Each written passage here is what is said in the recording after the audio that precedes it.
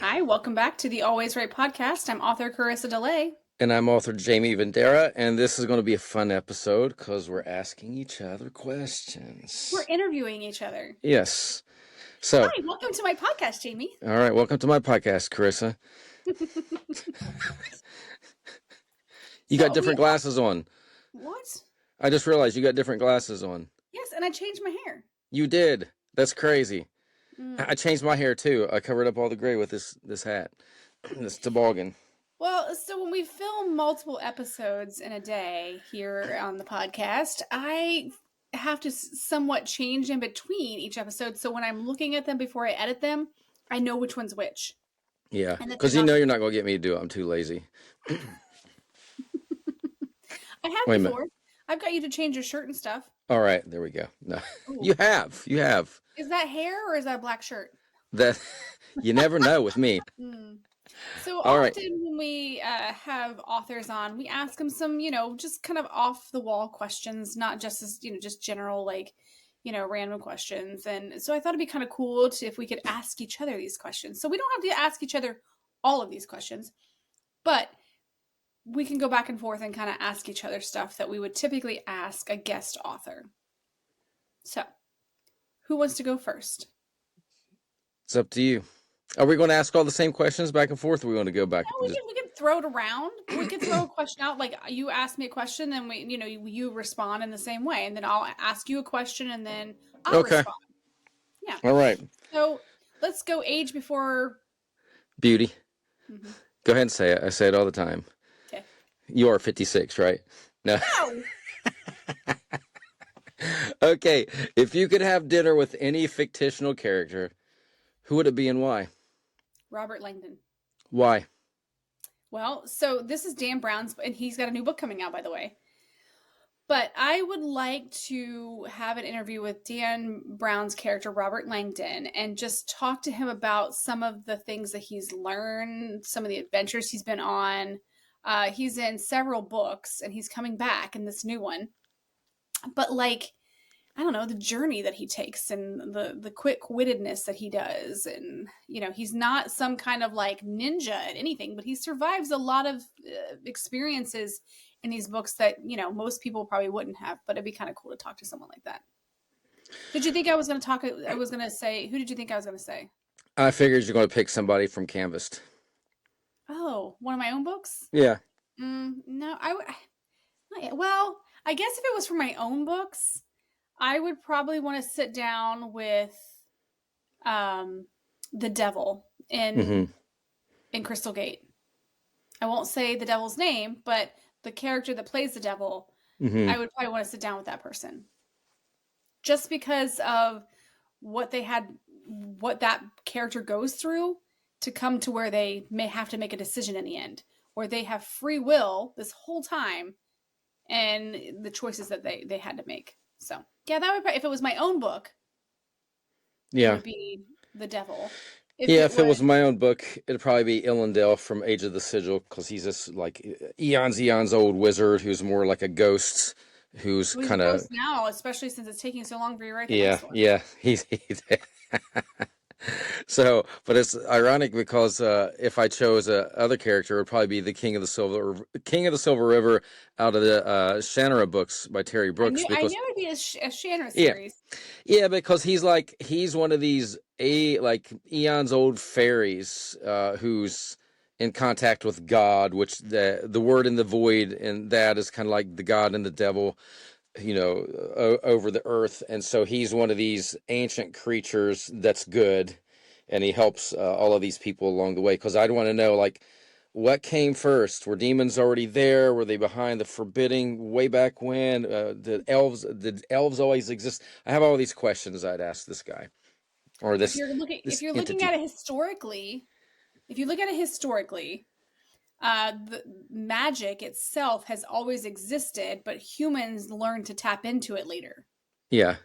So it's like there's a barrier, and there's magic, and then as humans evolve, they learn to use certain tools to tap into magic that's always existed in the universe. But that's another podcast.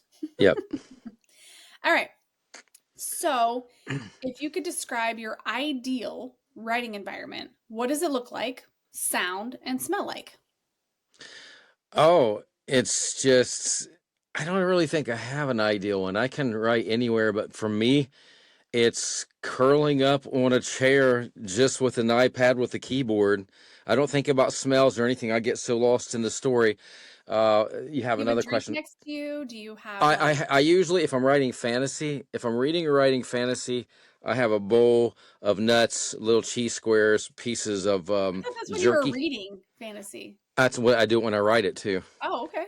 Okay. Like Because I know because you've I don't, said I'm that so multiple times. stuck with that from Terry. Like, and I don't write a lot of scenes like that. But I mean, like, they're out and they're traveling through the woods and the forest and into the caves, hiding from the dragon. And I like to eat, so I'm always thinking about what dried bread and meats do they have on them. And I'll even get ginger ale sometime, thinking ale. They went to Mhm. get some ale. I like So ginger ale. But, yeah, side note, do you like Verner's or do you like Canada Dry?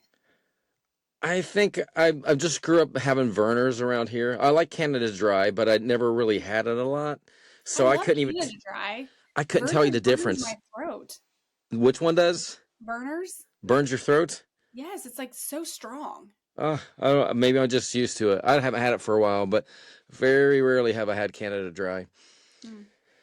Interesting. All right. So if it was me, for my writing environment, I typically, so when I wrote Crystal Gate and Four Rivers, I did a lot of it in my bed, sitting there up at late at night with my iPad and just writing. Especially with Crystal Gate, I wrote it very proficiently, like time wise, but I was nursing babies in between. Or Hmm. not, no, I wasn't nursing babies. I was just up in between checking on babies because they were like, Sephora was a couple years old, I think, at the time. And so I was just like constantly at that point. I'm trying to So do you remember. write in the dark or with the lights on then at night? Well, I've recently discovered that I do better creatively wise at night, and and this is really weird. I'm I'm a multitasker, but I'm a proficient multitasker because I do better at night when the lights are off and I'm in between playing video games. Mm. So I will be playing a video game. I might be doing playing Destiny or Fortnite, where in between matches or in between like whatever you're doing, I'll be writing. I'll be like, okay, I'm gonna do this. Like last night, I was playing with friends, and I was like, hey, if I'm talking to myself in the mic, it's because I'm literally reading these notes out. I'm like deep diving into the episode we just did prior to this one, and putting out some of the details of that author we went over. So for me, dark. I do like to have a drink. Last night I had 7 Up, zero, 7 Up. And then this morning when I was writing stuff, I had my cold brew, which okay, side note, the Spot sells their own roasted coffee now. Hmm. So I ordered some and I could actually have it sent to my house and I made my own cold brew. And this morning was my first time able to drink my cold brew from the stuff because I let it set in the cold brew maker thing for Hmm. like 24 hours. So good. So it tastes like what you remember.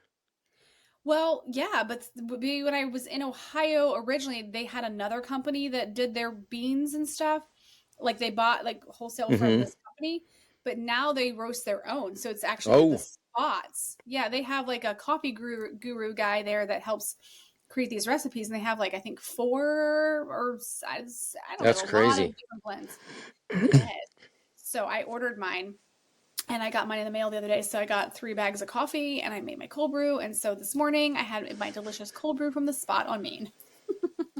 You're gonna So be placing a that I like my lot of orders from coffee. Jackson, Ohio. Mhm. I like my coffee. And then I snack constantly. I love Yeah, snacking. But honestly, I like to sit in my environment here. Like I have my corner desk, and that's where I like to kind of be most productive. If I get too relaxed, then I sleep. I'll take a nap. So I yeah. have to be sitting up. I have to, yeah. So I can't be like you and snuggle into a chair or Hmm. something. I can't do that. I have to be kind of like in almost like a working mode, but mostly at night is when I'm I better. think it's because when I write, I don't really feel like I'm working. Right. When But I'm I in that for me moment, it's like I'm watching Netflix or something. yeah, but that's how I get relaxed. So I can't be in a relaxed position or I won't do it. It's weird. I know. That's So, okay. Everybody's different. you choose the next question, sir. So how do you stay inspired when you're not feeling creative? How do I stay inspired when I'm music? Okay. I list so I have a soundtrack on. Let me pull this up here. I have a soundtrack on soundtrap. Essentially, I have a playlist called Canvas Soundtrack on here, right there. Mm-hmm. And I click that little thing. I listen to it when I'm driving. I listen to it when I just need more extra like feels for the writing. And each song has something to do with the energy in the book. So that's how I kind of get more inspired and think, oh yeah, oh yeah. Or when I'm walking, I will think of things in my head. So typically music and walking. What about you? Netflix. I mean, if I'm bored with it, I'll walk away. And not that I'm plagiarizing, but if I'm writing a horror fantasy, I'll thumb through Netflix and find something that's similar, Mm, just to put me back in that world. Like, okay, I can I'm feel not that. bored with it, and there might be a scene that inspires me, and again, I don't copy, but it's like something goes off in my head, and I'm like, oh, okay, I'm excited again. Let me get in there, and then I'll write for hours. Well, I actually can relate to that as far as I recently watched that Warrior Nun on Hmm. Netflix. It has nothing to do with my storyline, but it was in the same supernatural wheelhouse. So I was like, oh, it inspires you to feel that genre again. I get that. I can get Yep. on board with that with you. So you need to start watching some Netflix and get inspired so you can kind of finish Age of the Sigil, right? You know this is a theme. Yeah, I know. I'll pick some fan. I'll get out of Walking Dead and switch over to fantasy. Mm-hmm. All right. Um, did I answer this question? I had to answer this question. Yeah, Yep. music. And you said, Yeah, you did. I yes, yeah, think. Yeah, because I asked you. yeah, yeah. Well, and I was like, what was I on? So, anyways, all right. What is the most surprising thing you've learned about storytelling through your writing journey? That, for me, it's like therapy. Hmm. I never thought when the most surprising thing is when I finish, I can't believe I'm admitting this, when I finish a novel, Hmm. I'm really freaking depressed. I Yeah, I could feel like hear. the characters have died and I've lost them. I'm not going to see them anymore. And I moved on. And I get the same thing when I watch a really good show and it's to the last episode. I'm like, what? That's it? So never in my life did I think that I would get so involved that those characters felt like family or like children. And then I was losing them. They were moving away or something like that. I didn't think it would be that emotional. So I can similarly relate, and that would probably be very similar to my answer, as I didn't realize storytelling when you're so when I'm reading a book, you the characters come to life with good reading, and you're like you feel the connection Yep. that the author has given you. But when you write the characters, I did not realize how real they are in your head. Yeah. How real these characters become to where I still can like feel the characters from Crystal Gate and how they resonate with you and I mean, their yeah, personalities. you could for me I could hear what their voice sounds like. I could see wrinkles on their face, Mhm. the way they How they laugh. would react, yeah, how they would react in a situation. Yeah, and I would know like I'm writing I'm like, yeah, Pim the Knife would never do that. And Mhm. I'm like, yeah, no, scratch that. So, Yes, yes. So yeah, that would be. I would agree. My storytelling has opened my eyes to how you can bring life to something. So, and this is not a question I have on here, but this is something I'm going to add to this question as a follow up. So, since you know that it brings life to them, do you feel like you have like a certain duty to make sure you do them right, like almost like a responsibility for that character? oh, absolutely. Even the bad ones, Yeah. because you don't, I mean, there's stuff I won't dive into and I actually leave it alone. Like, why is this character so freaking evil? Why do they not have a Hmm. a conscience? But it could be I don't know how their upbringing. I don't let my creative mind dip back in time if it's not to that story. So yeah, but also if they're that evil, I also feel like it's my duty to make sure they pay for it. Yeah. Are they evil enough? Yes, yeah, I think they're. Yeah, you're dead.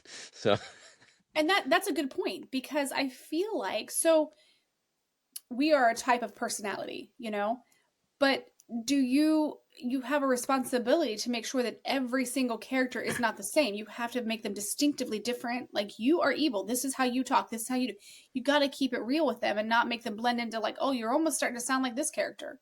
And I know even Rich said, like, oh, this character wouldn't have this, so I make sure I handed him this sawed off shotgun in one Yeah. of your books. Making sure it stays true to the character development. So Yep. yeah. All right. What's your next question, sir? So let me think here. If you could write in any genre that you haven't yet explored, what would it be? If I could write in any genre, because I wrote in nonfiction and I wrote in, of course, I do supernatural.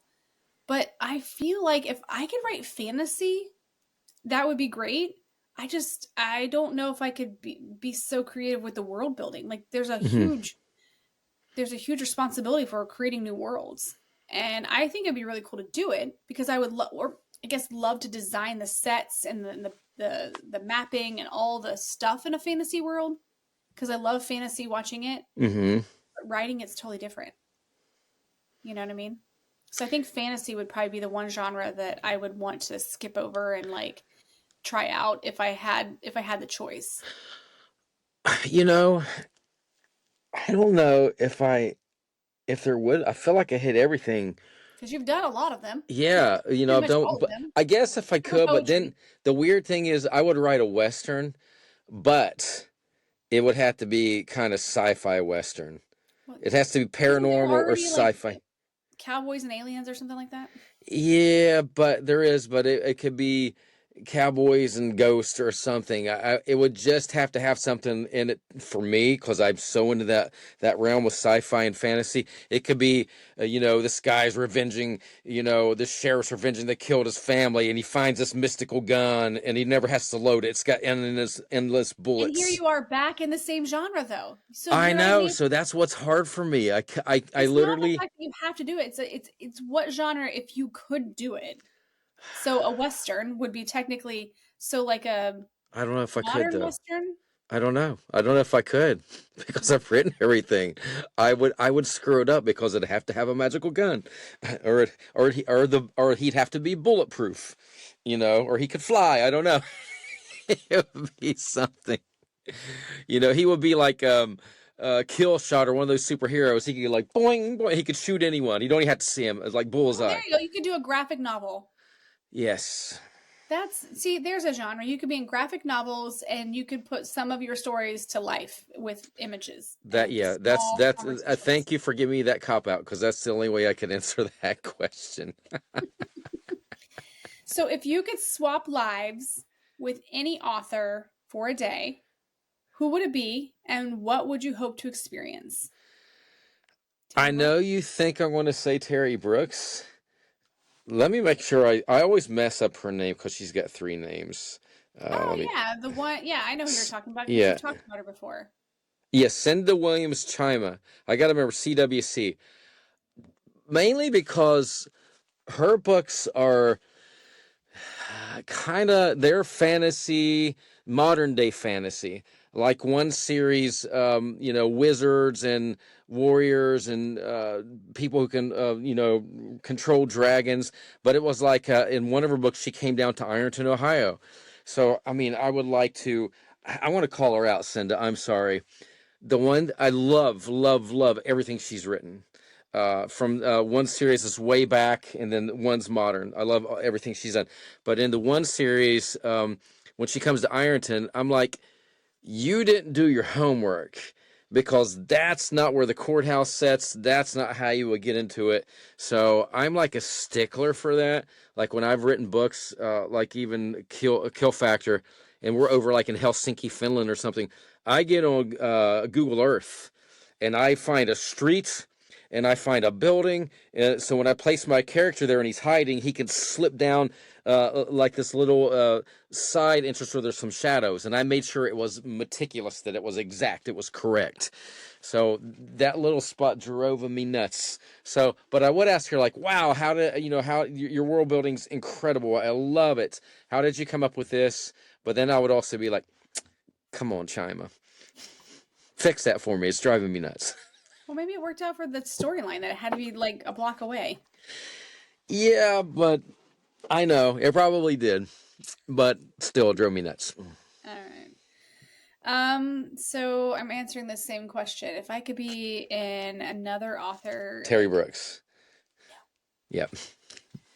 honestly, it would probably be Dan Brown again, because I'd say he's probably my favorite author. Even though I talk about Stephanie Meyer a lot, author wise, I would say I like Dan Brown's writing more because I've not ever had a challenge with any of his books and reading any of his books except for like I think it was the Lost Symbol, like the last 25 pages. I was like, okay, this is pointless. But other than that, the story was pretty good. Um, but for the most part, I've not had many challenges with reading his books. I haven't read anything for a long time, but I've been writing for so much that I don't like to read fiction when I'm writing fiction.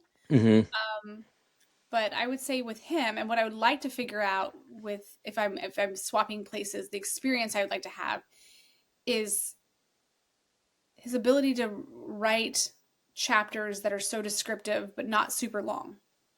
He does a great job of like pulling the story along. Short chapters, keeping dialogue, making it descriptive enough that I feel like I'm there, but not overly descriptive where I'm like, oh my gosh, forever, let's go. So yeah, that would probably be the experience I want to have is get in his mind and learn how he does that. And I knew you would say Dan Brown. I threw you off on the Terry Brooks. I did that on purpose. So, Well, I do remember you talking about the Chima lady because you yep. mentioned her in a previous episode. So I Yeah, do no, remember she's saying you wonderful. liked her. And she's from Ohio, so. All right. What is another question? I think we have just a couple more on here. Oh, yes, number 8. Okay. Is it my turn to ask you or are you asking me? You're asking me, I think. Because Okay. I just asked you about swapping for a day. Okay. Well, I'm not going to choose number 8. I want to choose number 5. Okay, fine. If you could time travel to any period in literary history, when would you go and what would you want to learn? Oh, so it definitely would be in literary history, it would definitely be during the Renaissance or even the medieval time of like magic and things like that. Because I would want to be with the witches and the warlocks and the wizards and all that stuff in history, like fictional history. We're not talking about historical history. We're talking about literary Fictional, history. yeah. So when these things were created, yeah, I would want to be a part of like some of that development of these characters. Yeah, Like man, it's tough. I don't know which one to choose because I think about my series Shifters and I'd want to go back to the times of the pyramids and see how they were made, mhm. based on the shifter abilities and all that. But also, I kind of want to jump ahead thousands of years into Phoenix Earth because I love knowing they had a base on the moon and we had destroyed the Earth, but it was starting to come back, and I'd want to see how it's reflourishing and coming back into existence. Mm. Well, So, there's a show I'm watching on Netflix called Travelers. It's got 3 seasons, yep. and they are futuristic people coming back, and it's interesting. I've only made it into like maybe 6 or 7 episodes, but it kind of opens up. I'm not really giving any kind of spoiler away because it opens up into you're this person and it says recorded time of death and it's a countdown. You're like, oh, someone's gonna die. So it goes through all these people recorded time of death and it's ticking down 3, 2, 1, and then they have this almost like a brain aneurysm, just like where their brains just like and then all of a sudden they're fine. But it's in history that's when they died at that very point. So someone in the future transmits a conscience into that person right before they die, so that way Hmm. their body physically stays alive. So it doesn't change up their timeline because they were going to die anyway, so they're not affecting the life. But it's kind of cool. They're Yep. trying to they have all these missions. They're trying to prevent the end of the world and prevent the future from happening how it You're is. So just telling me about another show I've seen. I haven't watched it yet, and it's just I'll get hooked on that, and then I'll be later on starting Sigil. So I got to get it out of my mind. Yeah, don't All watch right. fiction. Next question. Watch Age of or yeah, go read Age of the Sigils if you're like Yeah, you just recently I did read it, did. I right? read them all, made all my notes, and it's sitting there waiting for me. It's just stupid stuff. I have no Mm, excuse. zero excuses. All right. Question You number heard that. 8. If you heard that today on the podcast, Jamie has no excuses not to finish Age of the Sigil. Yeah, You I know think what? I've said that many times. My excuse is I have no excuse. Right. This has definitely been repeated multiple times Yep. because I'm pretty sure I hear it when I'm editing so many times. Take it out. I done heard it. Done heard it. Hmm. All right. So now, number 8. Who is your favorite antagonist in fiction and what makes them compelling to you? Uh, there's this. Oh, yeah. The Void. It's funny because I'll reference, even though like the word in the void from Terry Brooks, I actually use the void as one of my characters in Age of the Sigil. And this antagonist is really, it's not good or not evil. It just is. Like It's an part of anti-hero? the earth. Do what?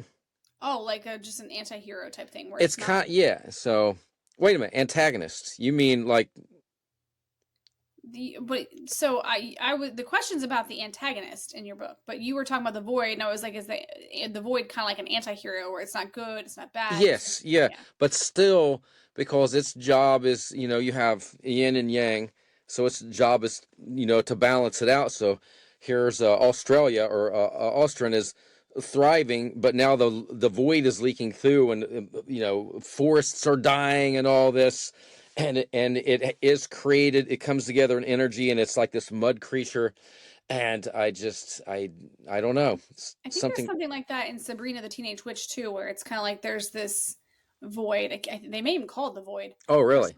or something very similar, but it's where it's starting to leak over because it's supposed to be the most neutral thing, but it's trying to take over of good and I evil. bet you she read my book and they stole that idea. Oh, like you read Terry Brooks' book and used the same thing and Yeah, stole it well, from but his void is not the same as mine. I just used the name in honor of him. So, but people are trying to control the void, good and bad, to put it him. back in place, and others are trying, this evil vassal, like a king who is also a wizard, is like trying to set it loose so he can control the people. But then to realize it's a force of nature, Mm-hmm. so all you're doing is making trouble for yourself. So I don't know why I feel sorry for it, but I do. It just wants to be. Hmm. And so I don't know. Not a good answer, but that's my answer. Interesting.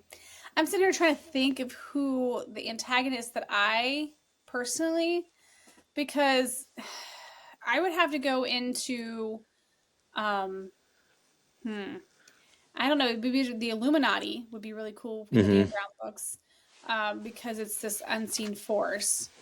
Uh, but at the same time, um, I think of like some of the characters in, oh my gosh, C.S. Lewis's book.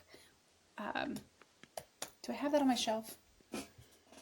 Oh, Where is see, it? I was thinking my writing. Yeah, I could Well, get it. there's a Mere Christianity from C.S. Lewis. I read this a long time ago, and there's Wormwood. So Wormwood is writing essentially the devil, Mm-hmm. um, and basically letters to the devil and talking about what's going on. And I can't remember. I literally, it's been so long since it's probably been 25 years since I read this thing, but I remember enjoying that because it was like the letters from these entities that work under the devil sending him letters about what's going on. And I like that because it's not really an antagonist, but it is in a sense it's an antagonist to human Mm-hmm. nature. And so I liked how that was a take on how darkness interacts with the devil, essentially. So I don't know, but then I also have a character Azure in Crystal Gate. He is a minion of the devil, and it's always this running theme. I feel like sometimes it's you're rooting for the bad guy, but there's this minion in the devil's wheelhouse that kind of questions him and his decision making, and it begins to start softening to some of the ideas that are happening, and then like seeing that everything's to come to pass that was already prophesized. So it's kind of like, oh, this was supposed to happen. So and maybe that character too. So those would be the two characters I would think of. Yeah, I guess if I had to step outside my own writing, Fendo Gask from the book Angel Fire East and the Word and Void trilogy from Terry, because he's a demon. Like demons finally started walking Earth, but he's a man demon because he kind of morphed, and he's really controlling a lot more evil demons. Like he's setting everything in motion and trying to kill this young girl who was half human, half demon, but she's good. And so we can see how he's manipulating all these people and leading up to where she becomes pregnant, but it's like the birth of Christ. It was a gypsy morph had in she was protecting this little you can only call it a gypsy morph. It's like a fairy type creature, and Fendo was trying to kill it, and she's trying to protect it. And then, but he was kind of off. And then when he realized this little baby that she'd found, like 3-year-old, and he called her mama. And then Fendo was coming to kill her, and he hugged her, and he absorbed into her, and she became pregnant with what would be another child in the future that was going to save the Earth. Like asexual reproduction here? What the heck? Yeah, it was like there was nothing like that involved, but it was like yes, and then he couldn't. She had so much power in her from the gypsy morph that he ended up, she was able to get him away, and he almost died and all that. I guess that wouldn't be asexual reproduction. It wouldn't be. It's almost like an immaculate conception or something. He just turned into like ether, and then this little light went inside of her, and then she was pregnant, and she was going to give birth to a child that would later on was for another trilogy. And then but Fendo was really the beginning of the demons coming to Earth, like right before the apocalypse happened and all that. Interesting. All right, so let's see here. The last one we have here is a creative writing prompt that inspired you on your writing journey. So if you could come up with a creative writing prompt, what would it be? You mean like a prompt for AI, or just something to inspire people to write? If you could create a new writing prompt that has been inspired by your writing journey, what would it be? I don't even know. I don't even know how to answer that. I know. It's kind of like a weird question. Yes. Okay. I would put in there. Yeah, you go first because I'm lost. No, I'm about you. Be like, how to not write a book in 30 years. Oh, yeah, if it's something like that. Yeah. Yeah. How to not get your book done. How to not finish a book. I guess if I was to do a writing prompt, it would be how to let the story unfold. I would literally turn on an audio recorder, and in like a minute, I would try to come up with 10 endings. Like I'm starting it. So boom, boom, boom, boom, boom. Off the top of your head, you're not even thinking about it. You just let it fly. You don't even remember. You go back and listen. You're like, aha, okay. So I thought I was stuck and I didn't have no outlet. And here I just spit out 10, but I really like 2 of them. So maybe I'll go with that. Because a lot of people, and I know you talk about writer's block, and that's where they get. They're like, I don't know what to write now. Well, because to me, it'd be like you're trying to control that story. Just let it flow. Just, let it go and not control it. I never control it anyway. Like when we were talking to Jay Willis, he's got to plot everything out. I just can't do that. I fly with it. So that's because you're more of a prancer. Yep. So that makes sense. I guess for me, I'm more of a Rudolph. It's my nose. Yeah. I thought you said prancer, so I just did say prancer. Oh, but it's pantser, right? Oh, it's pantser. You're right. I was thinking of Rudolph and all the reindeer. Okay. Pantser. Whatever. All right. Mine would be, I guess my writing prompt would be how to, if I could, about my writing journey, because my writing journey was unexpected. So I guess my writing journey would be, or my writing prompt would be the unexpected. And because all these things that come to me, they're completely unexpected and completely like out of left field. I'm like, oh, but wait, I don't know. It's one of those. It's a tough question. Yeah, it's a very tough question. So I don't know. I think of it because it's like a new. I'm like, whew, what am I going to think of? What can I think of new? I should have just spit 10 ideas out when I would have stuck. Although I do have an idea, And it's interesting because a week ago, I told my family, I text one of my daughters and said, hey, if you see me not writing and getting distracted, call me out on it. You know, Yep. say, how's the book coming? Told my husband the same thing. If you see me distracted or like doom scrolling, just make sure you call me out on it. I just want to write Canvas today. And I had so many interruptions in the day. Like I didn't get to write as much as I wanted to, even though it was like stuff I had to do. It was just kind of like it didn't really pan out. Well, then the next day, in the back of my mind, I'm going to show you this after this episode. I literally was like, oh, I want to write this book about my grandma, but I don't have to do the writing. I just had to design the book cover and I just had to tell my stories. But I reached out to my mom and my aunts and I reached out to my cousins and everybody's like, oh, I love this idea. And everybody tell their story. And I gave them prompts. I'm like, tell me your favorite memory of grandma. Tell me, because she passed away last spring. Mm-hmm. Give me your favorite recipe. Tell me your worst story of her. Maybe she yelled at you, or maybe the one that whatever. Just give me these stories. And so everybody's like, yeah, I'll work on that. So, everybody's kind of working on that. I don't have to do any of the writing. I just develop the book covers and put my own stories in there. And my husband and my daughter were like, well, you told us to keep you on point and da-da-da. I'm like, but I'm not even doing it. Like I was so defensive because I was like, I wanted to I spent the morning making 3 book covers and instead of actually writing, and they were calling me out on it, which I asked them to do, but I asked them the day before. So this is a whole new day. So it didn't count. Distraction day was over. I was allowed to do that today. Now, do you think you were doing that to avoid writing, or just that creative hit you?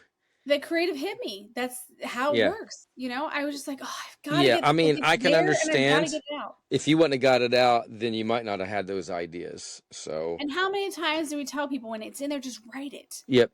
So I have different flows of creativity, and the book covers were in my head. I'll send you the covers, and you can tell me which one you like. Cool. I've already got everybody else voting. But that was kind of one of those points where it was like, I was in a creative mode and I wanted to do that. So, but anyways, I dig it. Yep. It was so fun interviewing you, sir. Thank you for coming on. Yeah, now people know a little bit more about me. I get emotional when my books are done. And we'll have to have you back on my podcast whenever you're finished with that book. What was it called again? The ones about aliens and mermaids. Yeah. Oh, Age of the Sigil. Yes. Yeah. Yes. So 2027, 2028. No, remember we're in competition. Who's going to finish first? Candace? That's true. Willow.